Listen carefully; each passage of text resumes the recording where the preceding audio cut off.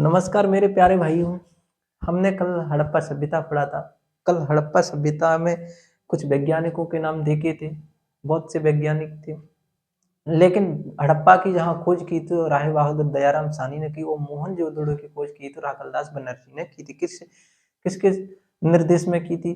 तो कौन था वो? मार्शल जॉन मार्शल के निर्देश में हड़प्पा सभ्यता की खोज की थी। अब बात करेंगे हम, हड़प्पा सभ्यता की खोज तो हो गई, लेकिन अब यहाँ तक लोगों को पता कैसे चला कि हड़प्पा सभ्यता को की खोज हो गई? तो आइए इस कहानी को लेकर आगे के लिए हम बढ़ते हैं।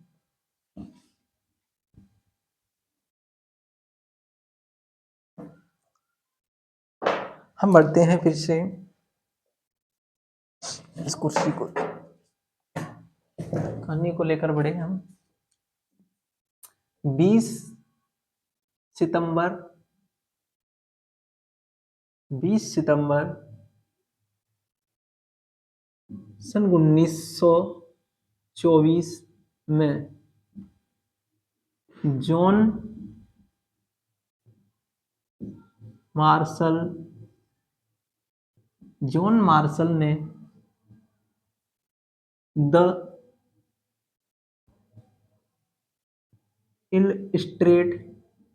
इलस्ट्रेटेड लंदन न्यूज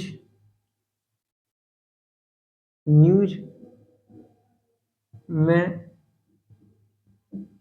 प्रकाशित अपने लेख में कर दिया, और अपने लेख में प्रकाशित किया, और उसमें क्या कर दिया? लंदन न्यूज में घोषणा कर दी कि मोहनजोदड़ो और हड़प्पा सभ्यता की खोज हो चुकी है। ठीक है, अब बात करेंगे हम, यहाँ से आगे के लिए चलेंगे। तो आगे के लिए कौन सी अपनी जो नामकरण वे आते हैं अब, कि हड़प्पा सभ्यता का नामकरण किसने किया? कौन थे वो लोग जिन्होंने नामकरण किया? अब भाई साहब, नामकरण का श्रेय किसको दिया जा सकता है? आप खुद अपने हिसाब से सोचिएगा। नामकरण वही कर सकता है जिसने उसकी खोज की हो। ज्यादातर तो वही करता है नामकरण, कि जिसने उसकी खोज की हो और जिसकी अध्यक्षता में की गई हो। तो कौन की अध्यक्षता में की गई हो खोज? जॉन मार्शल की। तो सिंधु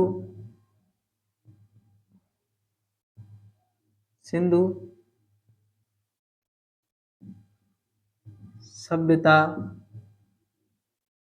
नाम किसने दिया? सिंधु सभ्यता नाम जॉन मार्शल ने दिया। किसने दिया? जॉन मार्शल ने नाम दिया था सिंधु सभ्यता। ठीक है, अब सिंधु सभ्यता को नाम दिया, लेकिन गार्डन चाइल्ड एक और व्यक्ति थे। कौन? Garden child. कौन व्यक्ति थे? गार्डन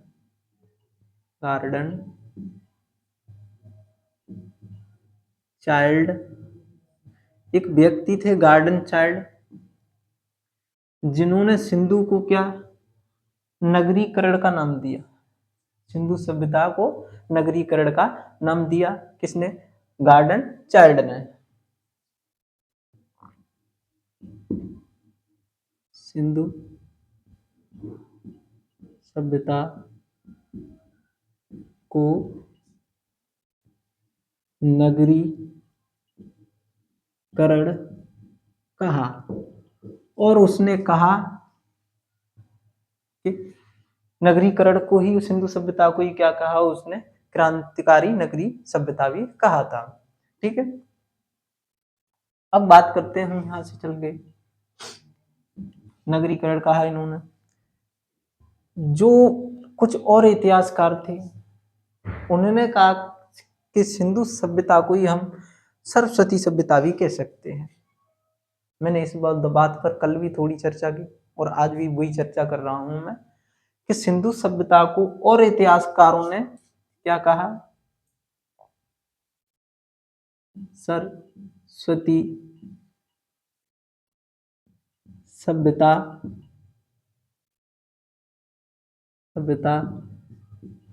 भी कहा। क्या कहा? सिंधु सभ्यता को ही अन्य इतिहासकारों ने सरस्वती सभ्यता कहा। इसलिए कहा क्योंकि जो 80% सेकेंडरी जहां किनारों से खोज हुई थी वहां घग्गर और हाकरा के किनारों से हुई, और घग्गर हाकरा सिंधु नदी घाटी के जहां है ये दोनों प्लेस। इसीलिए कुछ अन्य इतिहासकारों ने कहा था कि सिंधु सभ्यता को ही हम सरस्वती सभ्यता भी कहते हैं। और कुछ और बुद्धिमान लोग भी थे जिन्होंने ही सिंधु सभ्यता को क्या कहा, कांस्य युगीन सभ्यता भी कहा।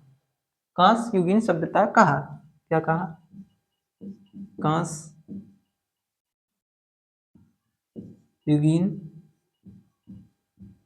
सभ्यता भी कहा।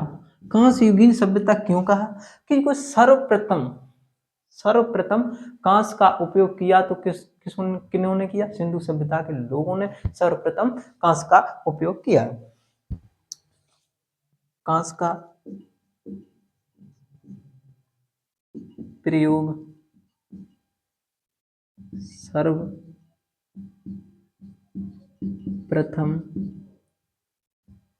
सर्वप्रथम किसने कहा, किन्होंने किया, सिंधु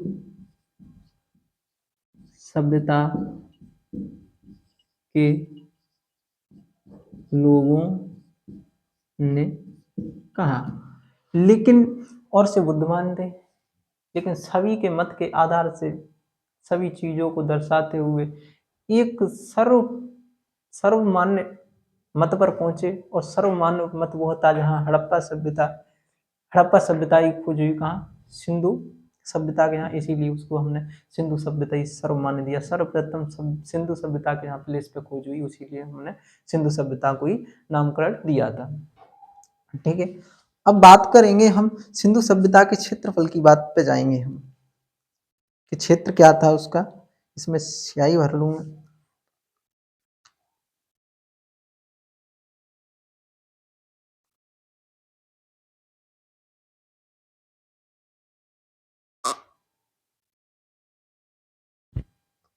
भाई पेन स्टिक हो गई पेन के अंदर।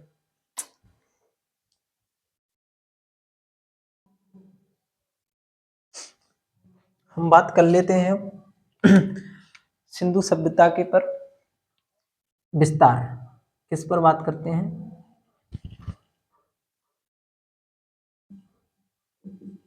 विस्तार। सिंधु सभ्यता के हम विस्तार पर बात कर लेते हैं। इसका क्षेत्रफल कितना था टोटल, 12,99,600 वर्ग किलोमीटर इसका टोटल क्षेत्रफल था, लगभग जिसे हम 13 लाख कह सकते हैं। ठीक है, अब बात करते हैं हम कि पूर्व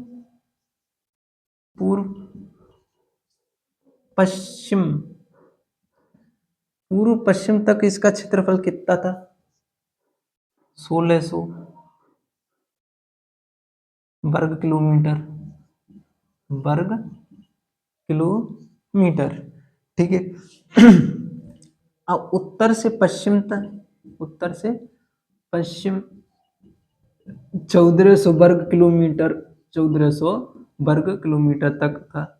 उत्तर पश्चिम में 1400 वर्ग किलोमीटर था, पूर्व और पश्चिम में 1600 वर्ग किलोमीटर था सिंधु सभ्यता का क्षेत्रफल। अब क्षेत्रफल कहाँ कहाँ एरिया तक फैला था, जो एरिया था, या हम बात कर रहे हैं सबसे पहले उत्तर की बात करते हैं। उत्तर में चिनाब नदी,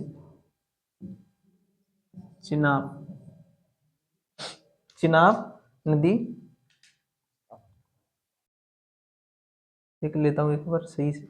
हाँ, चिनाब नदी है उत्तर में। चिनाब नदी में एक मांडा भी है। मांडा क्षेत्र कहाँ, जम्मू कश्मीर में पड़ते हैं, जम्मू कश्मीर। उत्तर में कहाँ से कहाँ तक, चिनाब नदी मांडा जम्मू कश्मीर में। और पूर्व की पश्चिम की बात करते हैं पहले।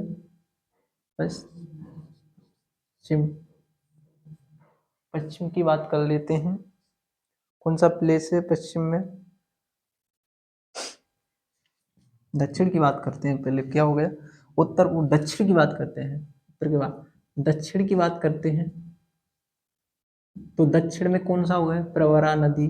प्रवरा नदी, प्रवरा नदी कहाँ पर है? दैमाबाद,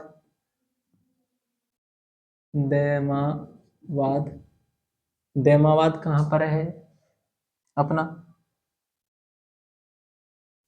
महाराष्ट्र में। दैमाबाद कहाँ पर है? महाराष्ट्र में। उत्तर हो गया, पूर्व नदी प्रवरा भी हो गया। अब बात कर लेते हैं हम दक्षिण की। दक्षिण हो गया था, उत्तर दक्षिण नदी स्थित दैमाबाद। पश्चिम में दासक नदी के किनारे स्थित, पश्चिम में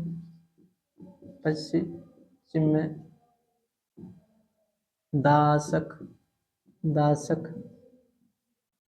नदी के किनारे स्थित कौन था? सुत को सुत का गेंडोर, सुत का गेंडोर, सुत का गेंडोर, सुत का गेंडोर ये कहाँ पर है? तो बलूचिस्तान में।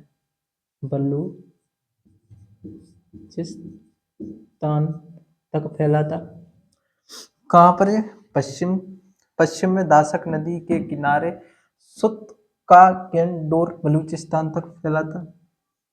अब कौन कौन हो गया? उत्तर हो गया, दक्षिण हो गया, पश्चिम। अब पूर्व की बात करते हैं।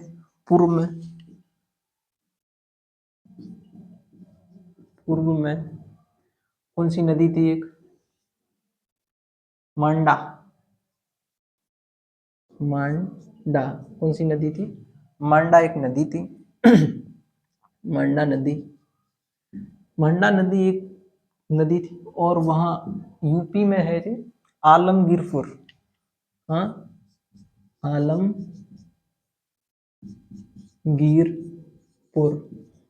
आलमगीरपुर यूपी तक इसका क्षेत्र फैला था। कहाँ तक?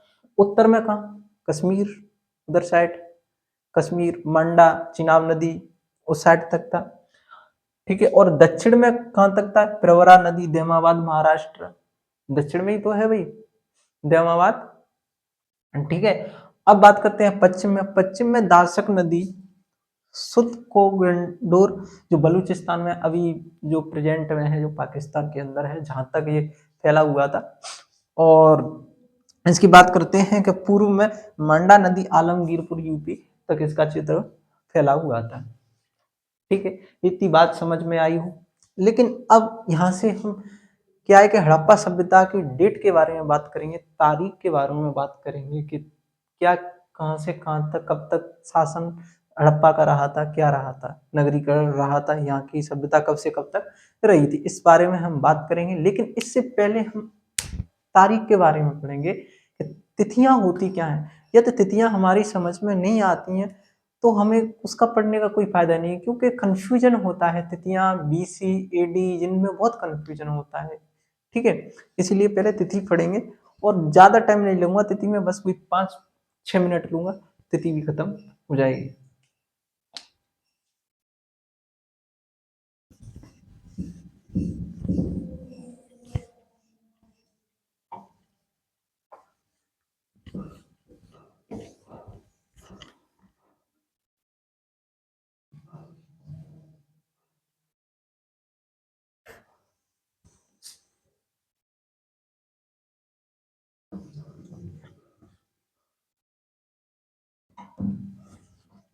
चलो तो बात करते हैं हम तिथियां की। तिथियां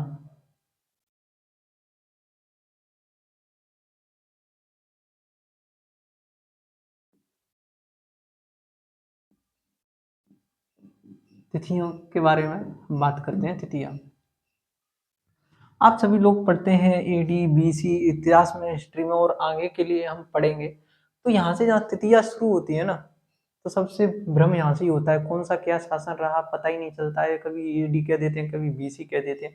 तो ये सभी कंफ्यूजन दूर होने वाले हैं अभी 1 मिनट के अंदर। ठीक है, तो बात कर लेते हैं सबसे पहले अंग्रेजी में।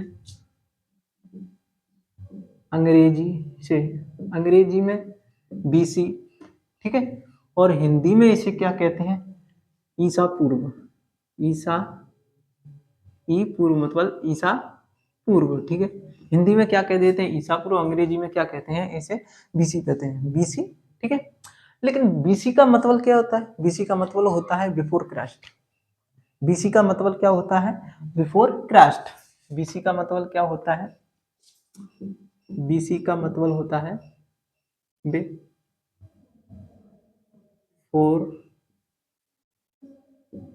क्राइस्ट। बीसी का मतलब होता है बिफोर क्राइस्ट, और इसे हिंदी में कहते हैं ईसा पूर्व। इसका क्या तात्पर्य है कि ईसा पूर्व का मतलब ये है, इससे है कि ईसा मसीहा का जन्म से पहले, ईसा मसीहा के जन्म से पहले जो तिथि हमारी चलती थी, क्या चलती थी, वो बीसी चलती थी। बीसी आगे समझ में, ईसा मसीहा का पूर्व बीसी चलती थी। जिस दिन में ईसा मसीहा का जन्म हुआ उसी टाइम से, उसी समय से क्या चला था, हमारा एडी स्टार्ट हो गया था, एनोडोमी, ठीक है। तो एडी स्टार्ट हो गया था, क्या है, बीसी बिफोर क्राइस्ट हो गया, ठीक है। ईसा ईसा पूर्व, ठीक है, इसका पूरा टोटल है ईसा पूर्व, ईसा मसीहा के जन्म से पहले। अब ईसा मसीहा जैसे कि उदाहरण देके एक बात कर लेते हैं हम। एक उदाहरण है कि मान लीजिए कि सिकंदर का जन्म कब हुआ। सिकंदर ने सभी को जानते होंगे, नाम भी सुना होगा, सिकंदर बहुत चर्चित आदमी था, पोरस और सिकंदर भारत में आया था, ठीक है। तो सिकंदर का जन्म कब हुआ, 356 में उसका जन्म होता है, ठीक है। कब होता है, 356 बीसी में, मतलब ईसा पूर्व में, ठीक है।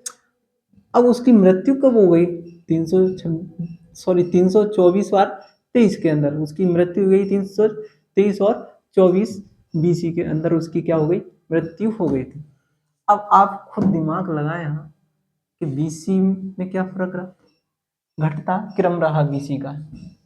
जब भी बीसी की डेट आपको मिलेगी तो वहां शासन घटता ही क्रम में रहेगा, हमेशा हमेशा क्या रहेगा, घटता क्रम रहेगा उसका, ठीक है। अब बात करते हैं हम एडी की। एडी एडी का मतलब, जिसे हम हिंदी में एडी को ई कह देते हैं, खाली ई पूर्व, ई कह देते हैं, क्या कहते हैं, ई, ठीक है। तो अब एडी का मतलब क्या है, एरा एरो डामिनी, एरो डामिनी। इसका मतलब क्या है कि ईसा मसीहा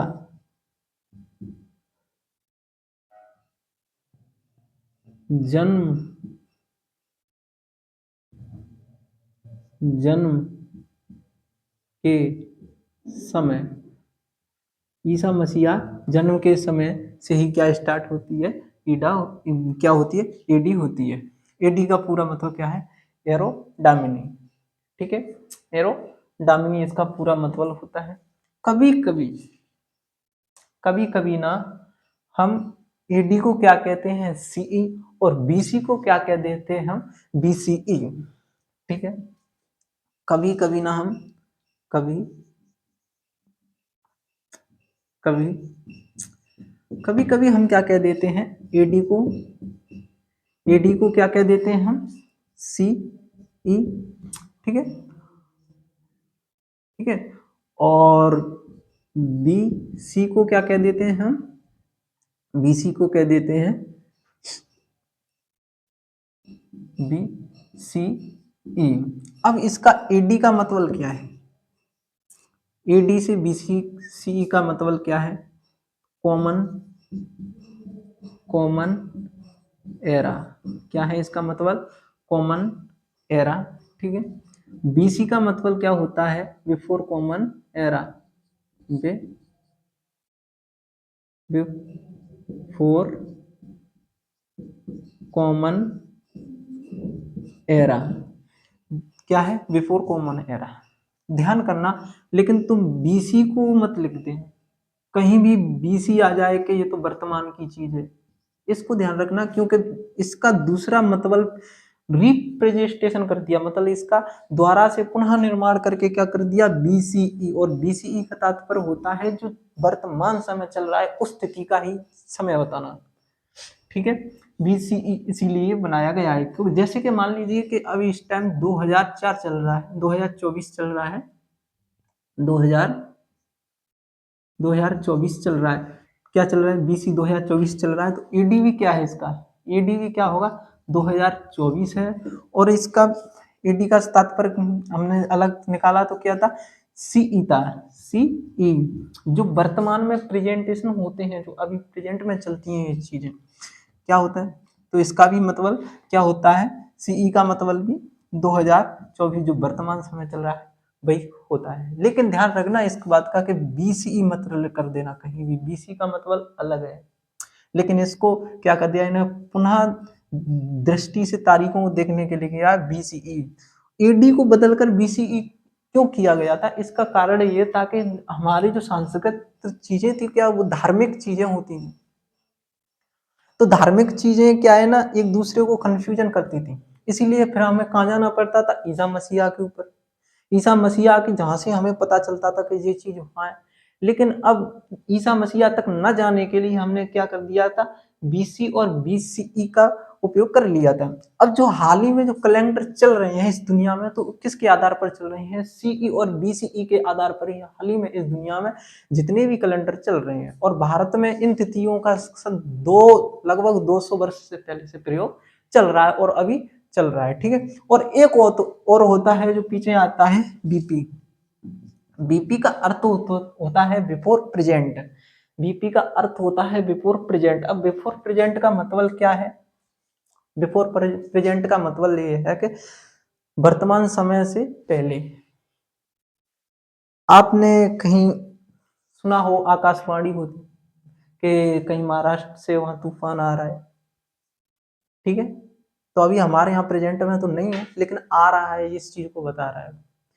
अभी तुमने देखा हो उल्का पिंड आ रहा है, वो अभी प्रेजेंट यहाँ तक पहुंचा नहीं है हमारे, वो क्या है, अभी ऊपर ही है, अभी नीचे प्रेजेंट में आ जाएगा। तो प्रेजेंट में आ जाएगा तो किसका प्रयोग कर देंगे हम, एडी का प्रयोग कर देंगे, सीई का प्रयोग कर देंगे, बीसीई का प्रयोग कर लेंगे, बीसीई का प्रयोग कर लेंगे। लेकिन बिफोर प्रेजेंट का प्रयोग कब करते हैं हम, जब भविष्य की चीज बता रहे हैं, आकाशवाणी में पहले ही बता रहे हैं, सूचना मिल रही है हमें। रेडियो कार्बन डेंटिंग सन 1950 में इसका आविष्कार हुआ, और जिससे हमें पता चलता है कि आने वाले तूफान के बारे में, यही हमको बताता है सब चीजों की। और तभी से हम क्या कर लेते हैं, बीपी का प्रयोग कर लेते हैं, बीपी का बीपी का प्रयोग कर लेते हैं, जिसका मतलब बिफोर प्रेजेंट। थोड़ा मेरी हिंदी लिखने में गलत सी होती है, मैं सुधारने की कोशिश कर रहा हूँ, धीरे धीरे सुधरेगी।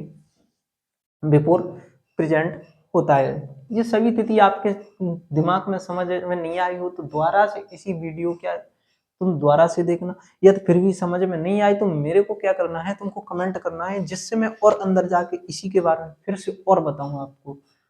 वैसे तो कोई भी कंफ्यूजन नहीं रहा होगा, या तो सही ढंग से देखा होगा, सुना होगा। तो अब बात कर लेते हैं हम तारीखों के बारे में, बात कर लेते हैं हड़प्पा सभ्यता की।